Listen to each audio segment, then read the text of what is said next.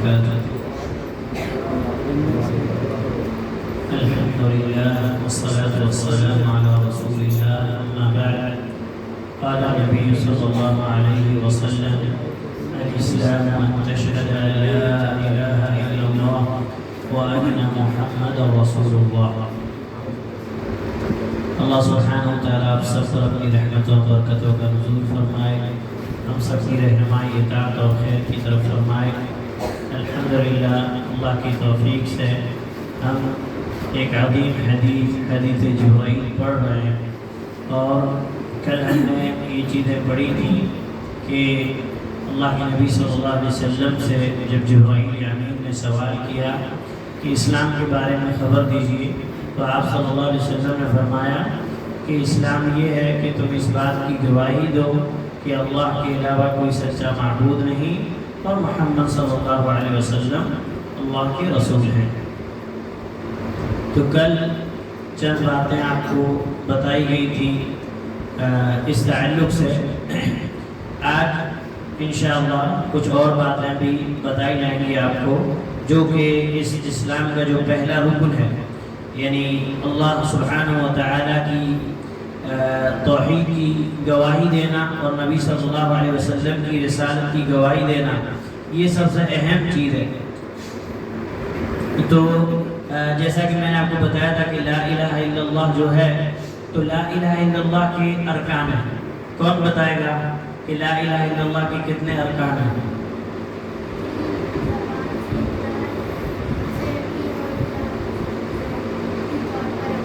یہ تو بیٹا ایمان کی تعریف ہے.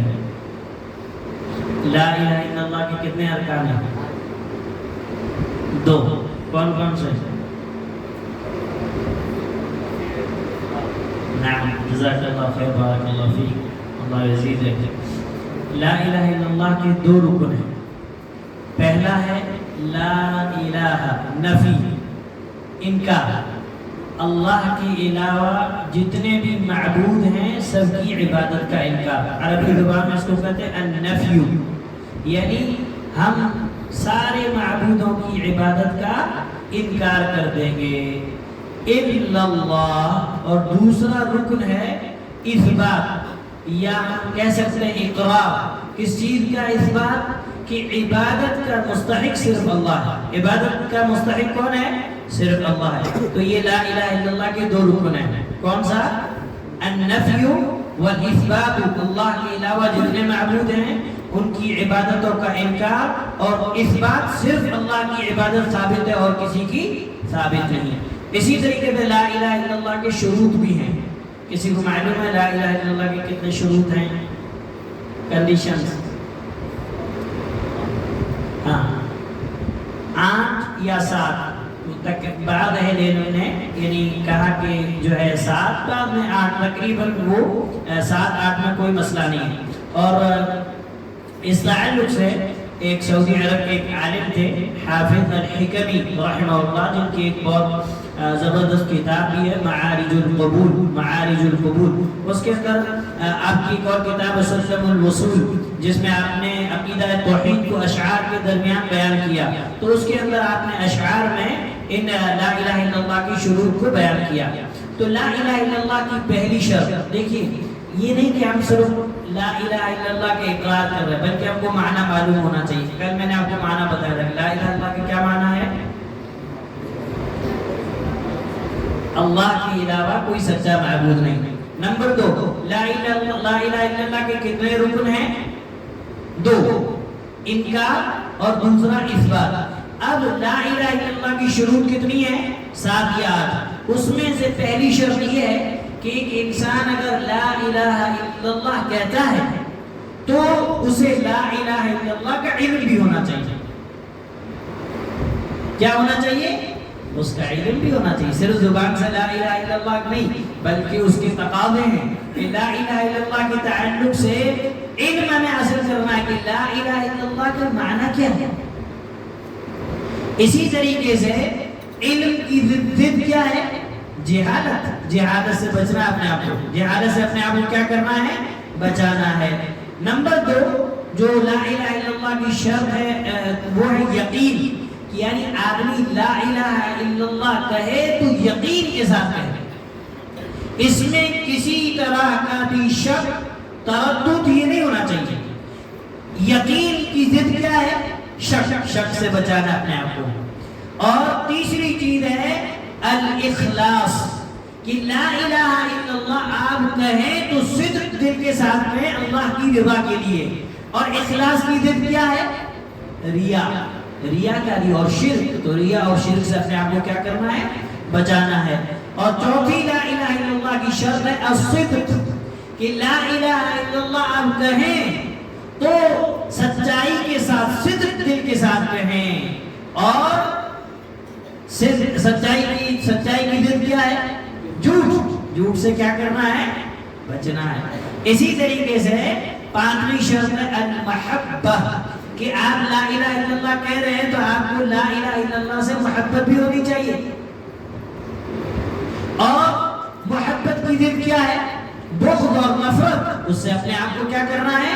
اپنے آپ کو بچانا ہے۔ اسی طریقے سے چھٹی شرط ہے الانقیاد، یعنی اطاعت۔ کیا ہے؟ اطاعت، لا الہ الا اللہ کے جو تقاضے ہیں ان پر عمل کرنا، اطاعت کرنا۔ اور اطاعت کی ضد کیا ہے؟ معصیت، نافرمانی، نافرمانی سے اپنے آپ کو بچانا ہے۔ اسی طریقے سے ساتویں شرط ہے القبول، کہ لا الہ الا اللہ کے تعلق سے آپ نے جو علم حاصل کیا، اس کے جو تقاضے ہیں اس کو قبول کرنا ہے۔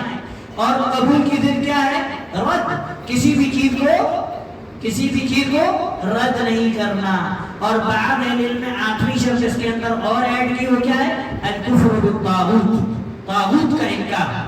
تو وہ اگر ہم دیکھیں تو ان کے اندر آ جاتی ہے، لیکن الگ سے اگر ہم ذکر کریں تو یہ 8 چیزیں ہوتی ہیں۔ اور میں نے یہ آپ کو جو چیزیں بتائی یہ صرف میں نے اشارہ کیا ہے، اس کی تفصیل اور ڈیٹیل میں ہم نہیں گئے کیونکہ اتنا وقت نہیں ہے، صرف اشارت میں آپ کو یہ باتیں بتائی گی تاکہ ہم ان چیزوں کو جانیں کہ لا الہ الا اللہ کتنی عظیم چیز ہے، اس کا معنی کیا ہے، اس کے ارکان کیا ہیں، اس کی شروط کیا ہیں۔ ان چیزوں کا علم ہونا ہمارے لیے ضروری ہے۔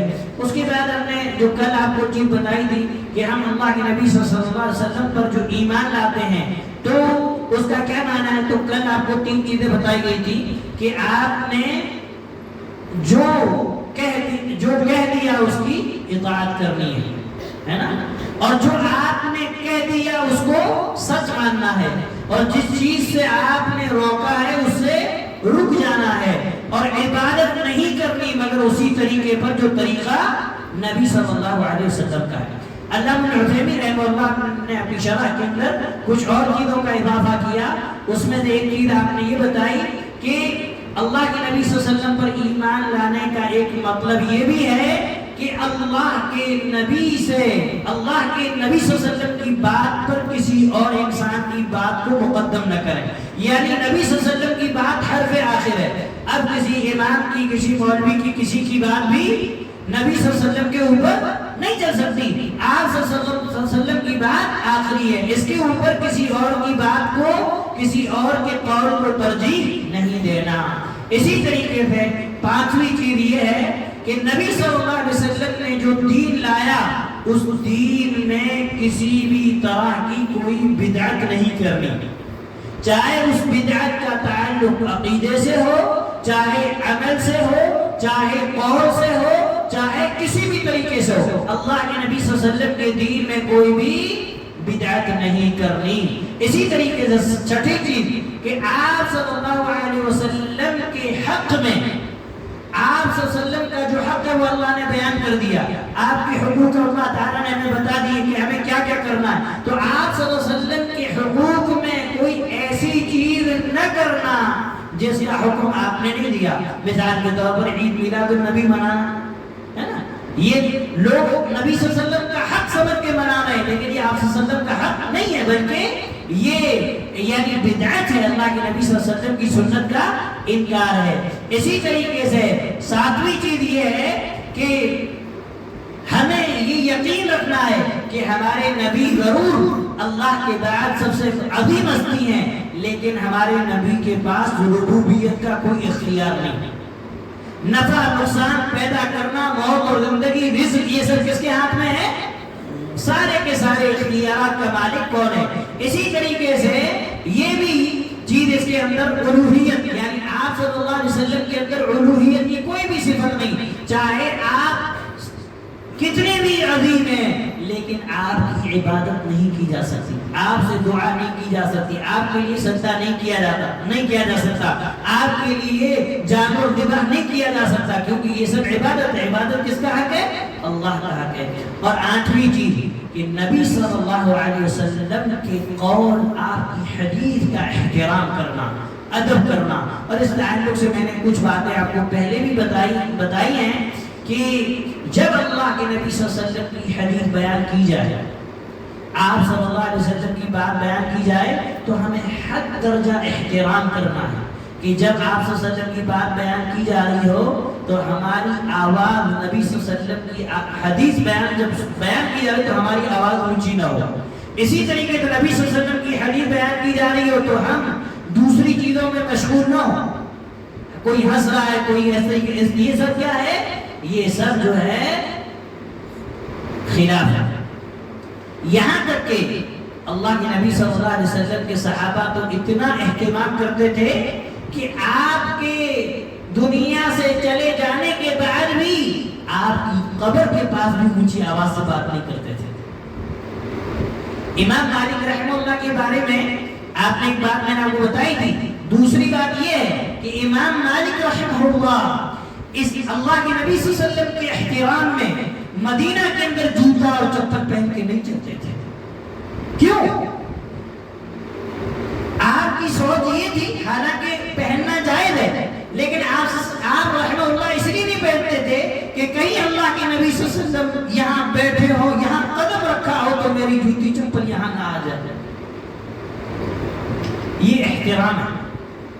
اسی طریقے سے صحابہ کی ایک مثال جو علامہ ابن عثیمین رحمہ اللہ نے بیان کی ہوئی ہے کہ جب یہ آیت نازل ہوئی، یا ایھا الذین آمنوا لا ترفعوا اصواتکم فوق صوت النبی، سورۃ الحجرات کی آیت کہ ایمان والو اپنی آوازوں کو نبی صلی اللہ علیہ وسلم کی آواز سے اونچا اور بلند نہ کرو۔ جب یہ آیت نازل ہوئی اور آگے اس میں ذکر ہے کہ اگر تم ایسا کرو گے تو تمہارے اعمال برباد ہو جائیں گے، تو ایک نبی صلی اللہ علیہ وسلم کے صحابی تھے ثابت بن قیس رضی اللہ عنہ ارضاہ، جب یہ آیت نازل ہوئی تو یہ گھر میں بیٹھ کے رونے لگے، مسجد میں آنا انہوں نے چھوڑ دیا۔ اللہ کے نبی صلی اللہ علیہ وسلم نے نہیں پایا تو صحابہ سے پوچھا کہ ثابت بن قیس کہاں ہے؟ تو لوگ تلاش کرنے کے لیے نکلے کہ آپ کیوں حاضر نہیں ہو رہے ہیں مسجد کے اندر؟ تو ثابت بن قیس رضی اللہ تعالی عنہ بیان کرتے ہیں کہ آیت نازل ہوئی ہے کہ نبی کی آواز سے اپنی آواز بلند مت کرو، اور ثابت بن قیس فطرتاً یعنی اللہ تعالیٰ نے انہیں اونچی آواز والا بنایا تھا، جب وہ بات کرتے تھے تو نارمل بات ہی کرتے تھے لیکن ان کی آواز اونچی تھی۔ تو جب یہ آیت سنی تو اپنے گھر کے اندر بیٹھ کے رونے لگے کہ میرے تو اعمال برباد ہو گئے، میں حاضر ہو کے کیا کروں اللہ کے نبی صلی اللہ علیہ وسلم کی مجلس کے اندر؟ تو آپ نے بلایا، آپ نے فرمایا کہ اذهب فادعوه لي کہ فادعوه لي کہ ان کے پاس جاؤ، ان کو بلا کے لاؤ۔ فأتى النبي صلی اللہ علیہ وسلم فقال له ما يبكيك يا ثابت، تو آپ صلی اللہ علیہ وسلم کے پاس آئے تو آپ نے پوچھا اے ثابت تم کیوں روتے ہو؟ تو ثابت نے کہا اللہ کے نبی صلی اللہ علیہ وسلم میری آواز اونچی ہے، تو مجھے جب سے یہ آیت نازل ہوئی ہے تو مجھے یہ ڈر لگا ہے کہ میرے اعمال برباد ہو گئے۔ تو اللہ کے نبی صلی اللہ علیہ وسلم نے فرمایا اما ترضى ان تعيش حميدا وتقتل شهيدا وتدخل الجنة، اے ثابت کیا تو اس بات سے راضی نہیں کہ تو بہت پیاری زندگی جو ہے جیے گا اور تو شہید اللہ کے راستے میں شہید ہوگا اور تو جنت میں داخل ہوگا؟ جب ثابت بن قیس نے یہ آیت سنی تو ثابت بن قیس کو جب یہ اللہ کے نبی صلی اللہ علیہ وسلم سے بشارت سنی کہ تو پاکیزہ زندگی جیے گا اور تو تیری موت بھی بھی شہادت والی ہوگی اور تو جنت میں داخل ہوگا. تب جا کے ثابت بن قیس کا رونا بند ہوا. تو میرے بھائیوں یہ صحابہ کرام رضوان اللہ علیہم اجمعین کا احترام تھا. تو اللہ کے نبی صلی اللہ علیہ وسلم کی احادیث جب ہمارے سامنے آ جائے تو کبھی بھی ہمیں اپنی آواز بلند نہیں کرنی. اسی طریقے سے یہ بھی نہیں کہنا کہ حدیث ہے ٹھیک ہے لیکن میں نہیں مانتا. یہ کہنا کہ حدیث ہے ٹھیک ہے لیکن میری سمجھ میں نہیں آ رہی، میں نہیں مانتا اس کو، یہ بھی کیا ہے؟ یہ بھی جو ہے اللہ کے نبی صلی اللہ علیہ وسلم کی سنت کا انکار ہے. اسی طریقے سے کوئی آدمی یہ کہے کہ حدیث ہے میں مانتا ہوں صحیح لیکن میں اس پہ عمل نہیں کروں گا. کیوں؟ کیونکہ یہ میری مرضی کے مطابق نہیں ہے. تو یہ ساری چیزیں خلاف، یہ جو ہے ساری چیزیں اس بات پر دلالت کرتی ہیں کہ اسی انسان اللہ کے نبی صلی اللہ علیہ وسلم پر ایمان لے. ہاں تصدیق کرنا، سب کرنا، احترام کرنا، اور نہ چاہتے ہوئے بھی انسان سے نافرمانی اور معصیت ہو جائے تو اللہ سے توبہ کرنی ہے. تو کیا کرنی ہے؟ اللہ تعالیٰ سے توبہ کرنی ہے. اللہ تعالیٰ سے دعا ہے کہ اللہ سبحانہ و تعالیٰ ہم سب کو اللہ کے نبی صلی اللہ علیہ وسلم کی احادیث کا ادب و احترام کرنے کی توفیق نصیب فرمائے. آخری ایک سوال پوچھ کر میں درس کو ختم کروں گا. آپ لوگوں میں سے کسی کو معلوم ہے کہ نبی صلی اللہ علیہ وسلم نے ایک بہت بڑے بادشاہ تھے، ہرقل، نام سنے آپ لوگ؟ ہرقل کہاں کے بادشاہ تھے؟ روم. اور اس وقت روم سپر پاور تھا اللہ کے نبی صلی اللہ علیہ وسلم کے زمانے میں. جیسے آج روس، امریکہ وغیرہ اس طریقے سے سپر پاور سلطنت تھی. تو اللہ کے نبی صلی اللہ علیہ وسلم نے مدینہ میں جب آپ تشریف لائے تو آپ نے سارے بادشاہوں کی طرف صحابہ کرام رضوان اللہ علیہم اجمعین کو خط لے کر بھیجا، انہیں اسلام کی دعوت دی. اور میرے بھائیوں صحابہ کی بڑی قربانیاں ہیں. آج لوگ صحابہ پہ طنز کرتے ہیں، تشنیع کرتے ہیں. اللہ کے نبی صلی اللہ علیہ وسلم نے صحابہ کو خط دیا کہ یہ جا کے فلاں بادشاہ کی طرف بلاؤ، فلاں بادشاہ کی کو پہنچا دو. راستہ نہیں معلوم، سواری کا بھی نہیں پتا، ہاں رات دن انہوں نے لگا دیا. اللہ کے نبی صلی اللہ علیہ وسلم پہ حکم پر جا کے جو ہے ہزاروں میل کا سفر کر کے جو ہے بادشاہ کو خط دیا. تو اللہ کے نبی صلی اللہ علیہ وسلم نے ہرقل کی طرف ایک صحابی کو بھیجا تھا خط دے کر کے جس میں اسلام کی دعوت تھی. اس صحابی کا نام کسی کو معلوم ہے؟ نام آ چکا ہے پہلے، کل آیا تھا نام، دحیہ کلبی رضی اللہ عنہ. کل نام آیا تھا نا. اللہ کے نبی صلی اللہ علیہ وسلم نے ہرقل کی طرف انہی کو اور اتنے یعنی سپر پاور سلطنت کے بادشاہ کی طرف خط لے کے جانا یہ کوئی چھوٹی بات نہیں ہے. وہ کیا کرے گا کیا نہیں کرے گا. تو اس سے دحیہ کلبی کی فضیلت معلوم ہوتی ہے کہ کتنے لیڈر اور بے خوف صحابی تھے. حسین و جمیل تو تھے ہی اور لیڈر اور بے خوف آدمی تھے جو اللہ کے نبی صلی اللہ علیہ وسلم کا خط لے کر گئے جس میں اسلام کی دعوت دی. اللہ سبحانہ وتعالی ہمارے دلوں میں صحابہ کی محبت اور عظمت پیدا فرمائے. وصلی اللہ علیہ وسلم وبارک علی نبینا محمد وعلی آلہ وصحبہ اجمعین.